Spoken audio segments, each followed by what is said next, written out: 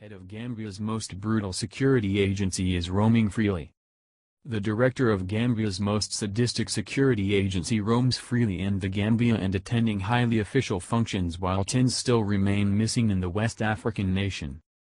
Yanks Badjie, the Director General of the National Intelligence Agency, NIA, was seen at the Banjul International Airport welcoming and shaking hands with the country's new president Adama Barrow. Badjie's secret intelligence agency was only answerable to the former ruthless ruler of the Gambia, Yahya Jammeh, who has fled into exile in Equatorial Guinea. The NIA is most frequently implicated in human rights violations. The agency rounded up and held incommunicado many Gambians, some for months and years. Despite widespread allegations of serious abuses committed by the agency over the last 2 decades of Jammeh's rule, none of its officers were held accountable for the tortures, rapes, killings and arbitrary detentions. Opposition activist Solo Sandon was tortured to death last year under Yanks Badjie's watch, and broadcast journalist Alhagi Abdoulaye Cisse was also tortured most recently. Cisse was beaten until he fell unconscious and was forced to drink cooking oil like water on several occasions, a person who saw him after his release from the NIA told Human Rights Watch. "We saw him, his face full of bruises and his back covered in marks and wounds. He could not walk properly because of the beatings." Al Sar, who fled the Gambia in 2015 after being accused of acts of homosexuality, said he was repeatedly tortured while in NIA detention.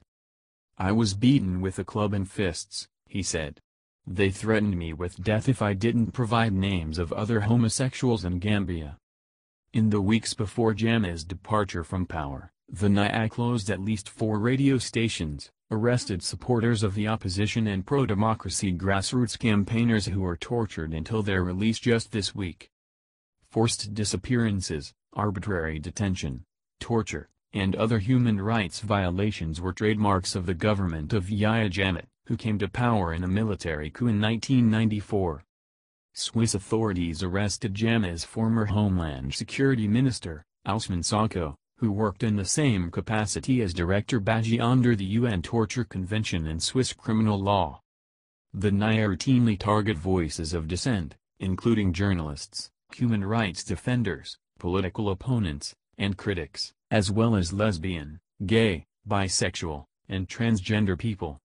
2 UN special rapporteurs, who in 2014 gained access to the country for the first time, concluded that torture is a consistent practice by authorities and avoiding arrest is a necessary preoccupation for ordinary Gambians. Head of Gambia